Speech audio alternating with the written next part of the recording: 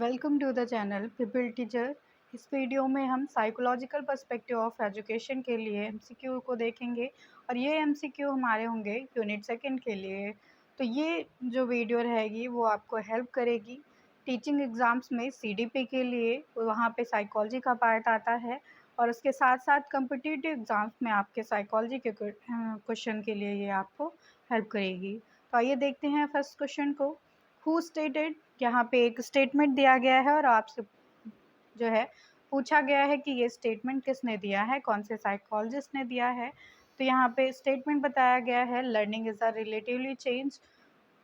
Relatively permanent change in behaviour. Learning जो है एक तरह से परमानेंट चेंज होता है इंसान के बिहेवियर में, resulting from the conditions of practice के थ्रू।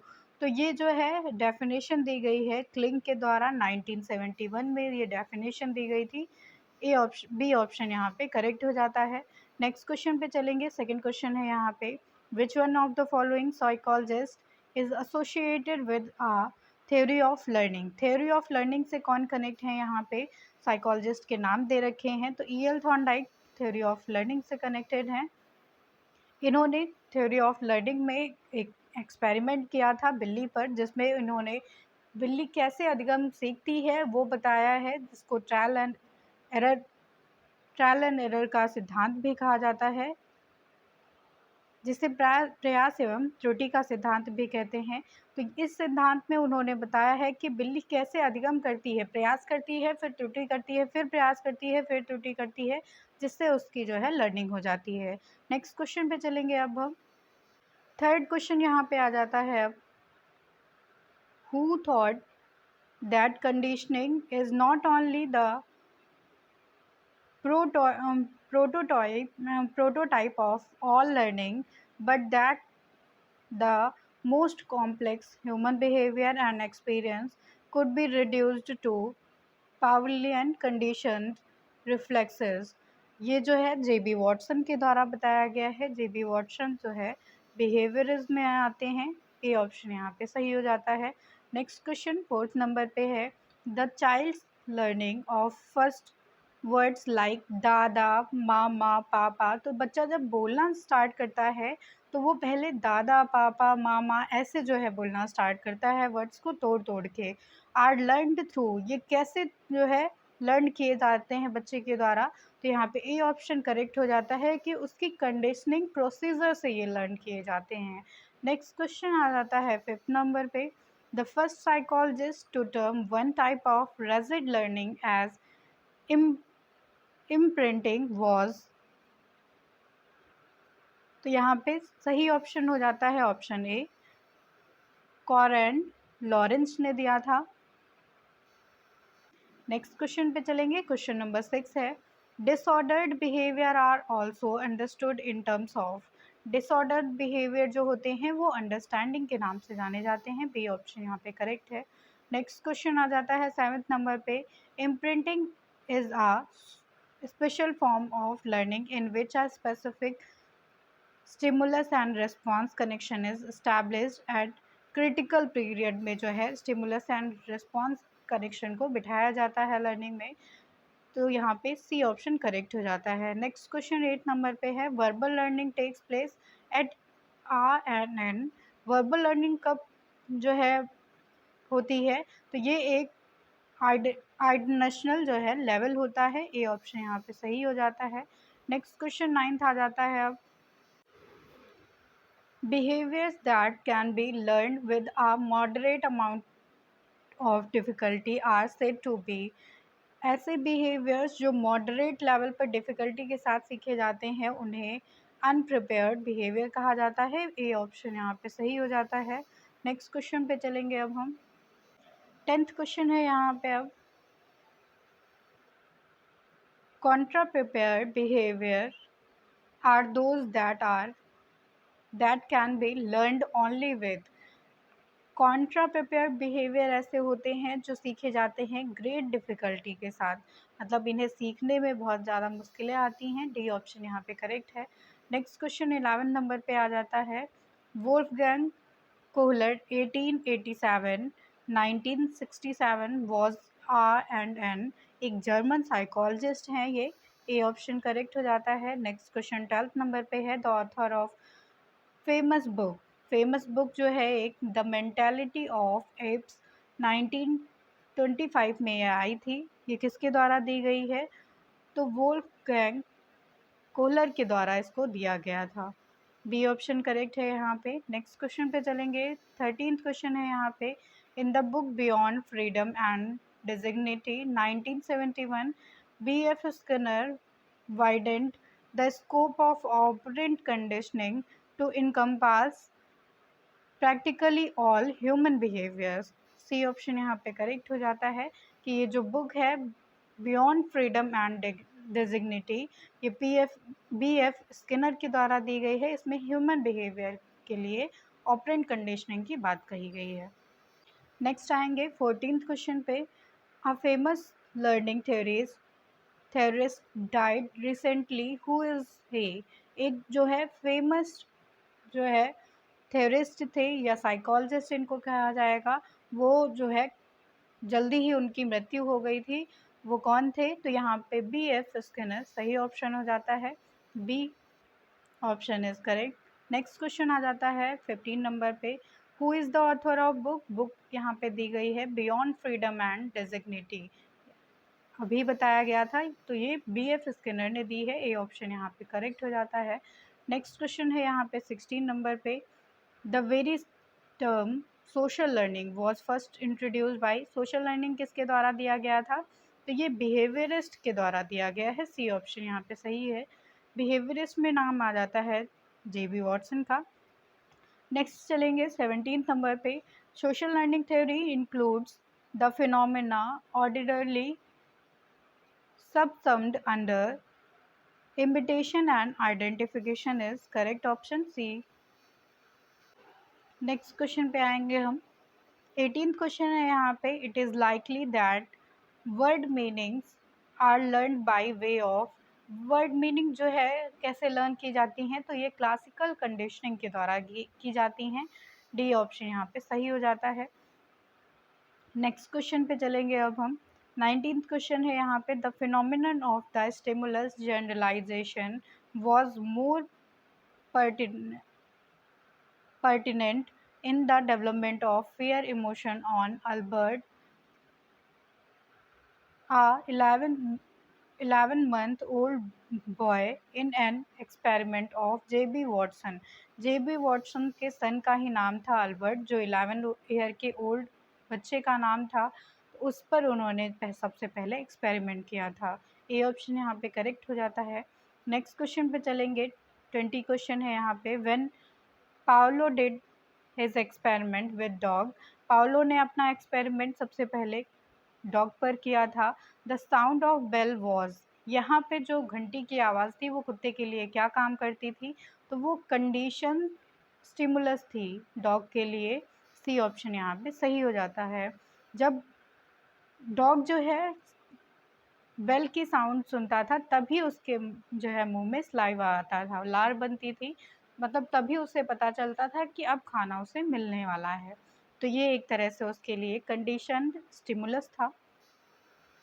नेक्स्ट क्वेश्चन आ जाता है 21, if the unconditioned stimulus did not evoke the unconditioned response, the conditioned stimulus would not have the opportunity to become associated with unconditioned response। A option is correct। Next question पे चलेंगे अब हम। 22 question है यहाँ पे, a refinement of instrumental reward conditioning is called। इसको successive approximation कहा जाता है। डी ऑप्शन यहाँ पे करेक्ट है।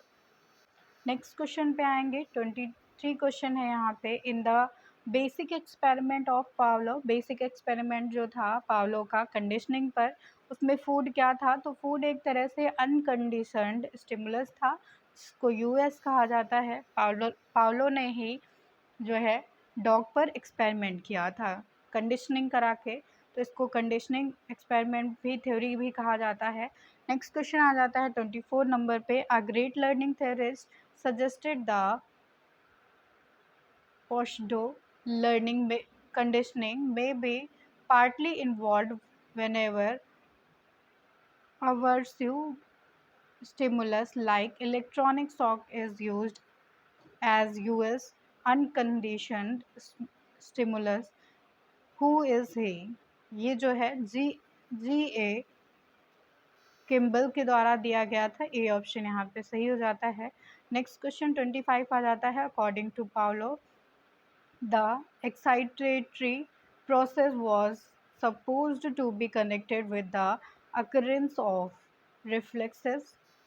D option is correct. Next चलेंगे, क्वेश्चन आ जाता है यहाँ पे 26। The process which increases the strength of the response C R as a result of presenting the conditioned stimulus in association with the unconditioned stimulus is known as, से reinforcement कहा जाता है। पुनर्बलन की कंडीशन होती है ये। सी ऑप्शन करेक्ट हो जाता है। नेक्स्ट क्वेश्चन है यहाँ पे 27 नंबर पे। Most human behaviour is governed by the principle of instrumental conditioning. D option is correct. Next question आ जाता है यहाँ पे 28 नंबर पे। While experiments of learning go on, sometimes a sudden decrease in error and time was observed by the experimenter. This sudden decrease was attributed to insight. इसको insight कहा जाता है, सूझ कहा जाता है। डी ऑप्शन यहाँ पे करेक्ट हो जाता है। नेक्स्ट क्वेश्चन पे चलेंगे अब हम। तो इंसाइट की बात कौन करते हैं? इंसाइट की बात की जाती है गेस्टाल्ट वादियों के द्वारा। इसमें कोहलर कोफ का और वर्दिमर का नाम आता है। इन्होंने भी एक एक्सपेरिमेंट किया था सुल्तान नाम के चिंपैंजी पर, जिसे इन्होंने एक बॉक्स पे बंद कर दिया था और जो है बॉक्स के ऊपर केले लटका दिए गए थे। तो उस जो है सुल्तान नाम के चिंपैंजी को वो जो है केले पकड़ने थे, तो उसने पूरी सिचुएशन को जो है पहले एनालाइज किया। फिर वहाँ पे कुछ बॉक्सेस पड़े हुए थे, बॉक्सेस को रखा, उसने छड़ी मारी, तब उसने जो है केला ले लिया। इस तरह से पूरा जो है इनका एक्सपेरिमेंट था सुल्तान नाम के चिंपैंजी पर। नेक्स्ट क्वेश्चन पे चलेंगे। 29 क्वेश्चन यहाँ पे आ जाता है। In our societies, the beliefs, customs and attitudes are learned through। किसके थ्रू लर्न किए जाते हैं हमारी सोसाइटी में बिलीव्स, कस्टम्स और एटीट्यूड्स को?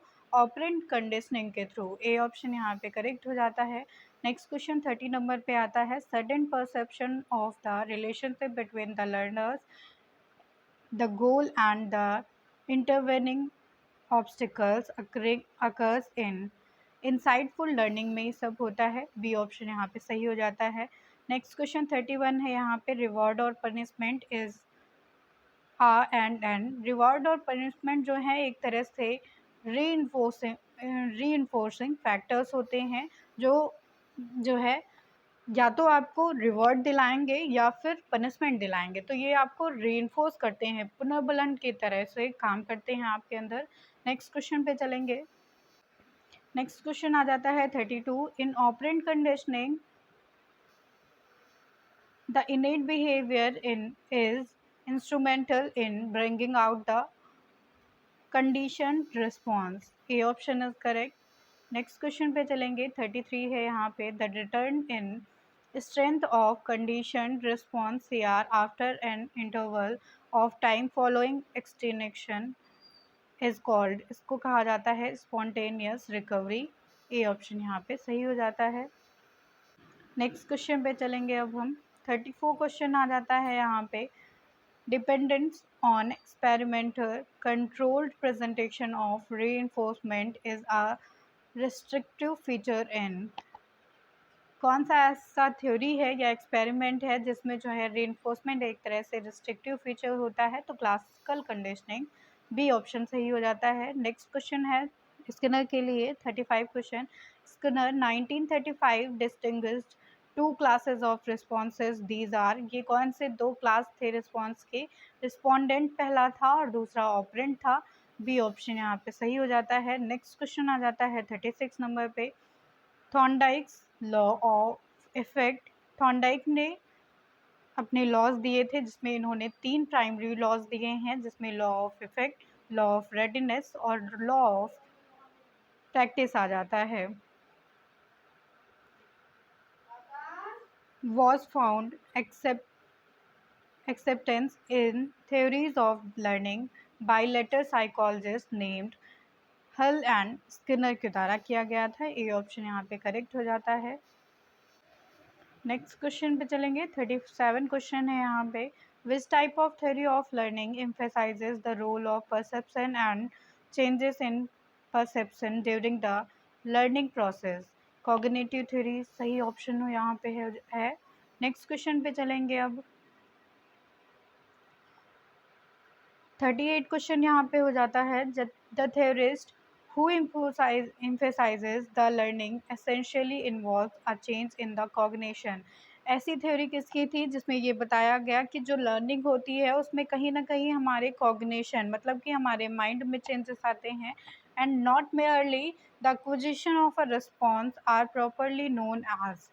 तो ये थ्योरी हो जाती है कॉग्निटिव थ्योरिस्ट के द्वारा दी गई थी। बी सी ऑप्शन यहाँ पे सही हो जाता है। नेक्स्ट क्वेश्चन आ जाता है 39 नंबर पे।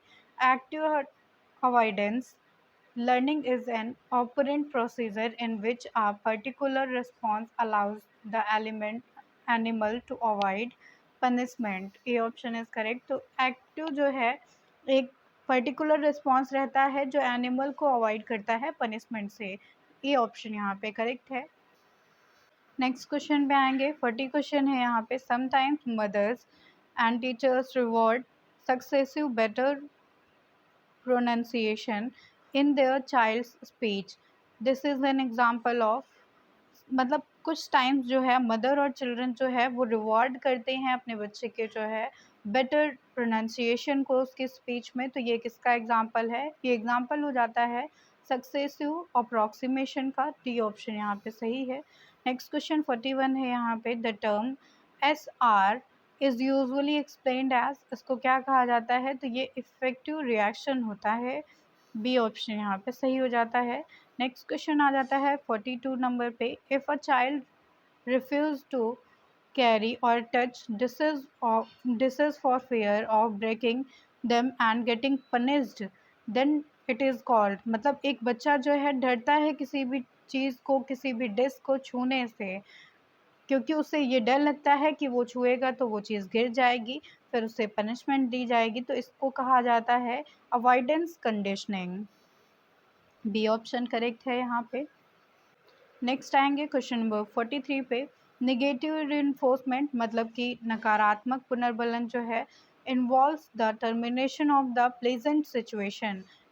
इन्वॉल्व करता है मतलब टर्मिनेट करता है ये प्लेजेंट सिचुएशन को। While punishment involves causing an unpleasant condition in an attempt to eliminate. क्या एलिमिनेट किया जाता है इससे? अनडिज़ायरेबल बिहेवियर को। मतलब जो बिहेवियर हमें हटाना होता है उसके लिए नेगेटिव रीइंफोर्समेंट दिया जाता है। सी ऑप्शन यहाँ पे करेक्ट है। नेक्स्ट क्वेश्चन आ जाता है 44 नंबर पे।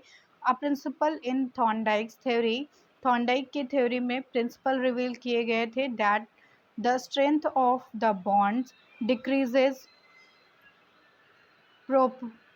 proportionately with the non-use of the particular bond or a connection over a period of time।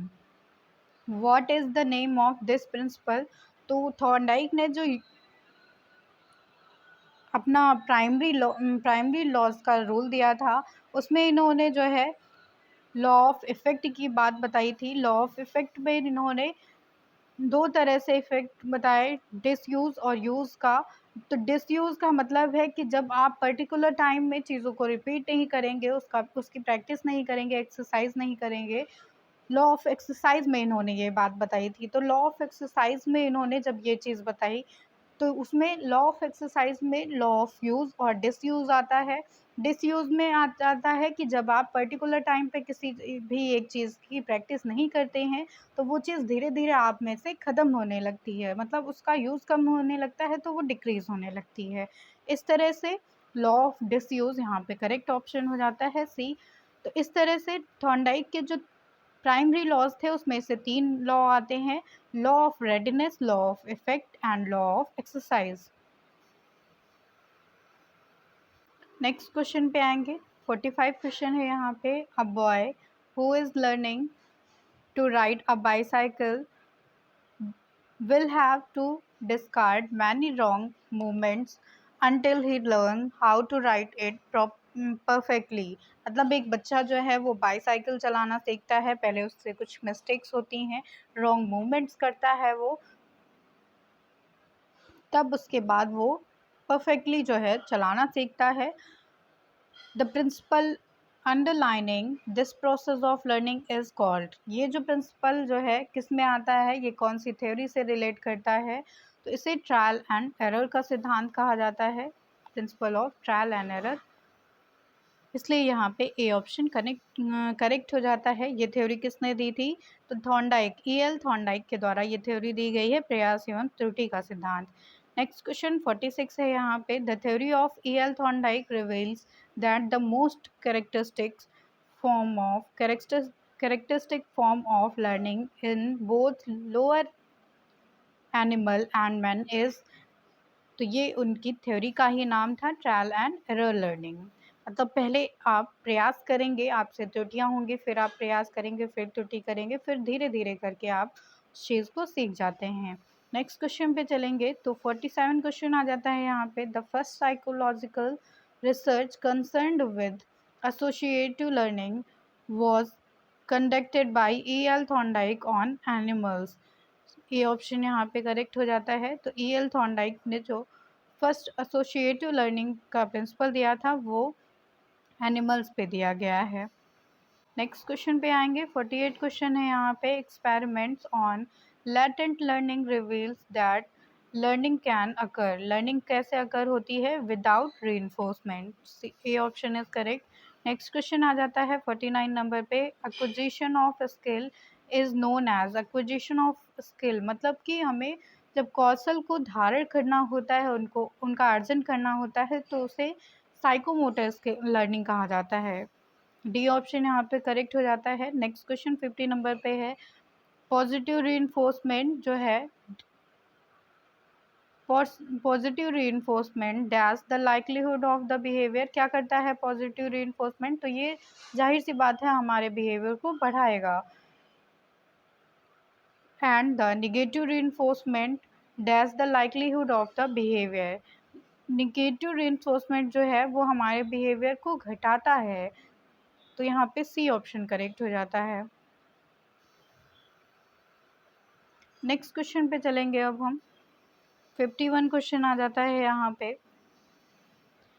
The study of learning is most closely associated with the school of the psychology behaviourist. D option यहाँ पे सही हो जाता है।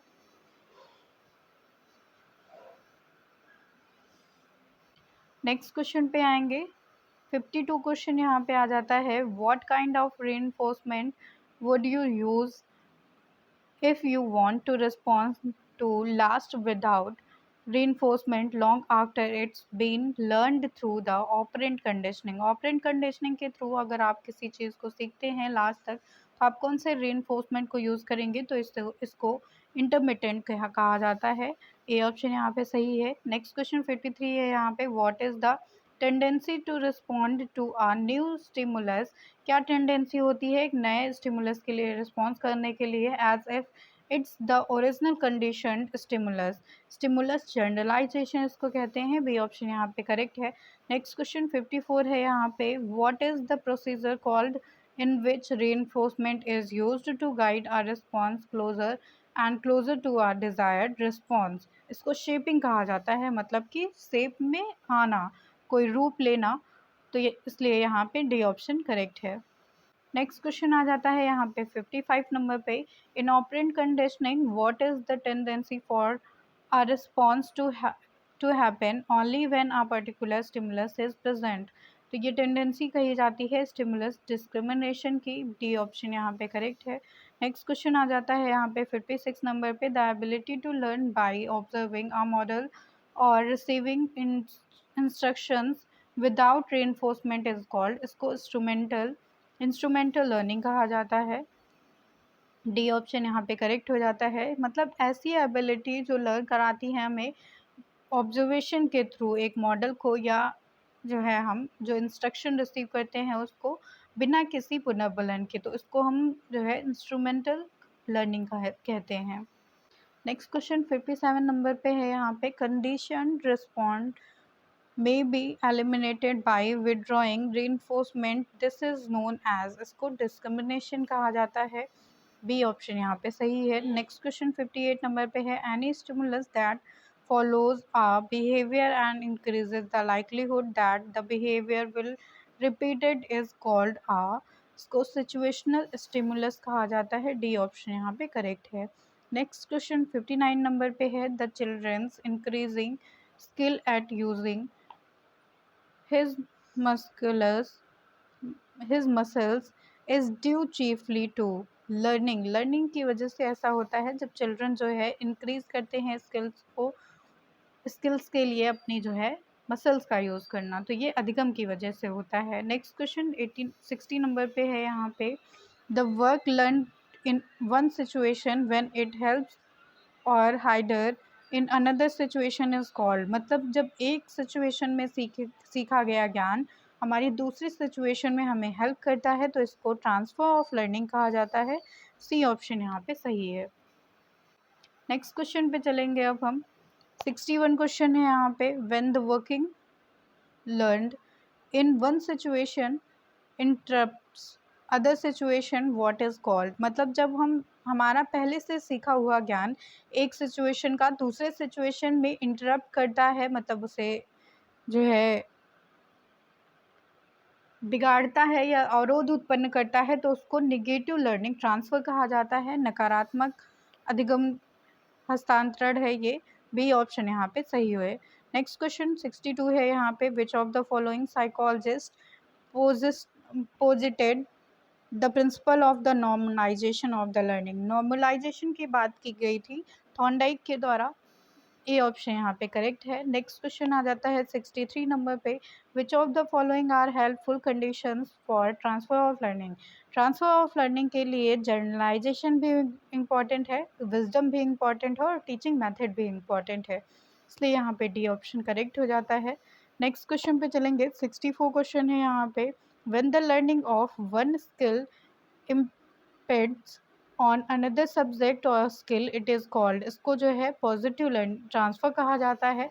जब एक situation का ज्ञान जो है हमारे दूसरे सिचुएशन में हेल्प करता है तो उसको हम पॉजिटिव ट्रांसफ़र कहते हैं। ए ऑप्शन सही है यहाँ पे।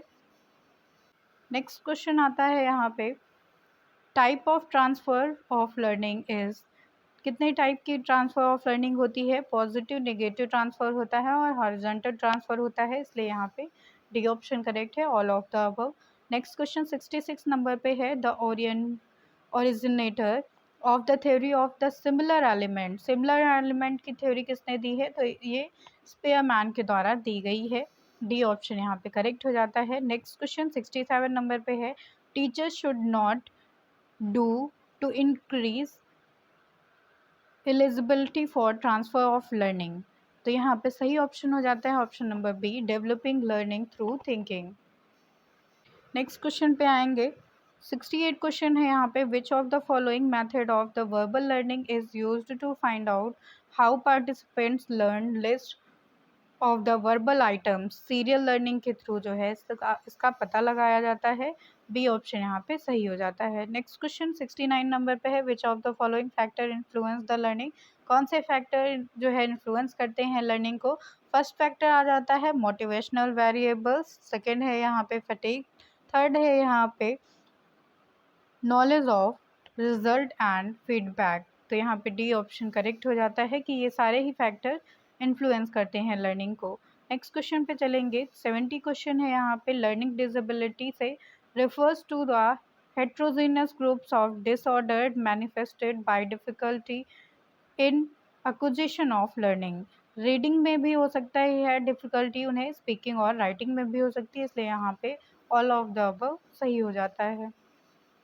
नेक्स्ट क्वेश्चन है यहाँ पे 71 नंबर पे, the behaviour of the children can easily be modified and shaped through the use of, मतलब बच्चे के बिहेवियर को हम ईजिली चेंज कर सकते हैं, मॉडिफाई कर सकते हैं ऑपरेंट कंडीशनिंग के थ्रू, जिसकी बात BF स्किनर करते हैं। नेक्स्ट क्वेश्चन आ जाता है यहाँ पे 72 नंबर पे। In study of the verbal learning में psychologist use a variety of the materials including, कौन कौन सी वैरायटी ऑफ मटेरियल्स को यूज़ किया जाता है? तो नॉनसेंस सिलैब्स को यूज़ किया जाता है, सिमिलर वर्ड्स को यूज़ किया जाता है और अनफैमिलियर वर्ड्स को यूज़ किया जाता है। फैमिलियर और अनफैमिलियर वर्ड्स को यूज़ किया जाता है। डी ऑप्शन यहाँ पे करेक्ट हो जाता है ऑल ऑफ द अबव का।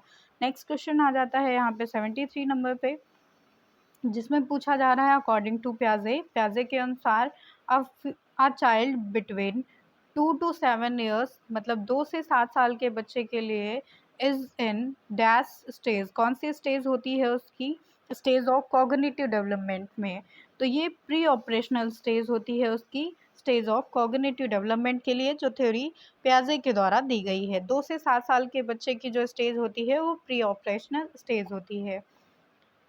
नेक्स्ट क्वेश्चन पे आएंगे अब हम। 74 क्वेश्चन है यहाँ पे, the insight theory of learning. Insight theory जहाँ पे आएगी वहाँ पे नाम गेस्टाल्ट वादियों का आ जाएगा। तो गेस्टाल्ट थ्योरिस्ट थे ये, जिसमें 3 थ्योरिस्ट का नाम आ जाता है, कोहलर, कोफका एंड वर्दिमर का। नेक्स्ट क्वेश्चन आ जाता है यहाँ पे 75 नंबर पे, थॉर्नडाइक्स work demonstrated another form of the behaviorist learning whereby organism can be trained to display a specific behavioral response for frequently if the outcome of that behavior led to acquisition of the desired reward।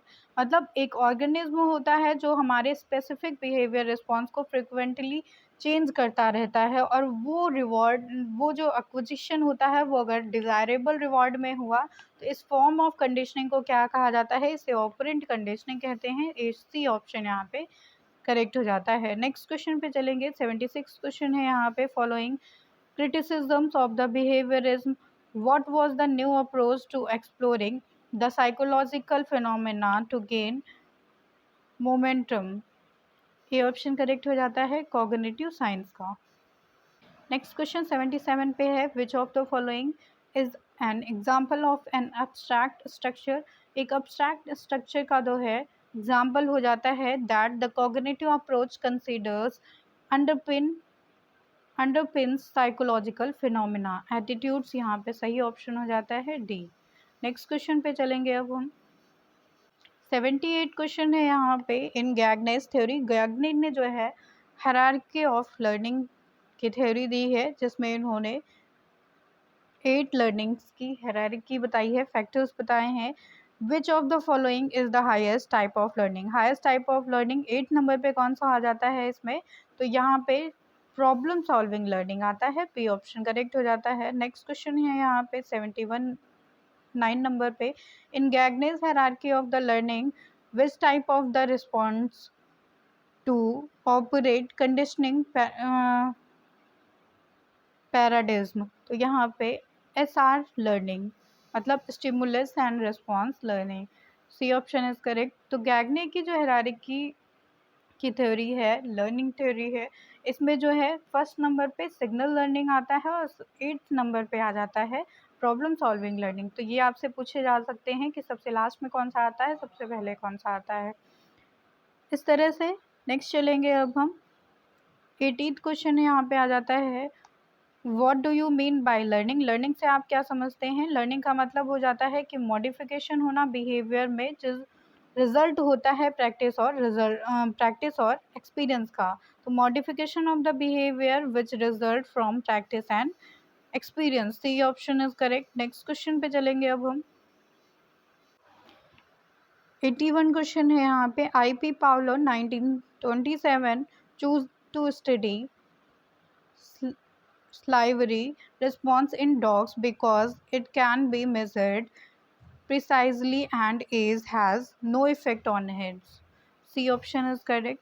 तो यहाँ पे IP Paulo जो थे उन्होंने 1927 में जो है study किया था कि जो है डॉग के मुंह में स्लाइवा क्यों उत्पन्न होता है, लार क्यों आती है, तो इसका जो है एज और उसके जो है मेजर्स से कोई भी मतलब नहीं होता है।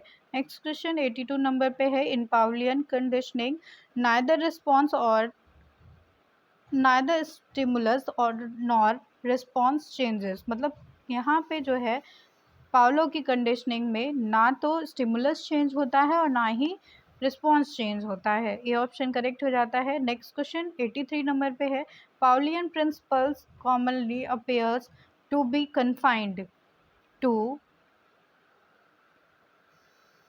glandular reaction and those of the soft muscles। ये ऑप्शन करेक्ट है यहाँ पे। नेक्स्ट क्वेश्चन है यहाँ पे 84 नंबर पे, if C S is repeated without reinforcement C R gradually, मतलब कंडीशन रिस्पॉन्स अगर है और कंडीशन स्टिमुलस अगर है वो रिपीट किया जा रहा है विदाउट किसी भी पुनर्बलन के द्वारा, कोई भी पुनर्बलन वहाँ पे नहीं लगाया जा रहा है, तो जो कंडीशन रिस्पॉन्स होगा वो वीकनेस एंड डिसअपियर, मतलब कि चला जाएगा, धीरे धीरे ख़त्म होता चला जाएगा। डी ऑप्शन करेक्ट है यहाँ पे। नेक्स्ट क्वेश्चन आ जाता है, classical conditioning usually works best if which of the following occurs, क्या इसमें से अकर होगा तब जो है बेस्ट होती है क्लासिकल कंडीशनिंग, तो यहाँ पे बी ऑप्शन करेक्ट हो जाता है। The conditioned stimulus is presented just before the unconditioned stimulus। B option यहाँ पे करेक्ट हो जाता है। नेक्स्ट क्वेश्चन है, transfer of learning is, transfer of learning वो है जो यूज़ ऑफ लर्नड ऑब्जेक्ट, मतलब जो हमने पहले सीखा है उसका हम यूज़ करते हैं अनदर सिचुएशन में। सी ऑप्शन यहाँ पे करेक्ट हो जाता है। नेक्स्ट क्वेश्चन है यहाँ पे 87 नंबर पे, in Gagne's hierarchy the assumption is that, क्या अजम्पशन है वहाँ पे। बी ऑप्शन करेक्ट हो जाता है कि lower order learning occurs before higher order learning, मतलब हायर ऑर्डर से पहले लोअर ऑर्डर लर्निंग जो है अकर होती है वो पहले हो जाती है। बी ऑप्शन यहाँ पे करेक्ट हो जाता है। नेक्स्ट क्वेश्चन है यहाँ पे 88 नंबर पे और ये लास्ट क्वेश्चन आ जाता है, negative reinforcement and punishment are, ये जो है डिसिमिलर टर्म्स होते हैं। बी ऑप्शन यहाँ पे करेक्ट है। इस तरह से आपके साइकोलॉजी के एमसीक्यू यहाँ पे कंप्लीट होते हैं। Thank you everyone.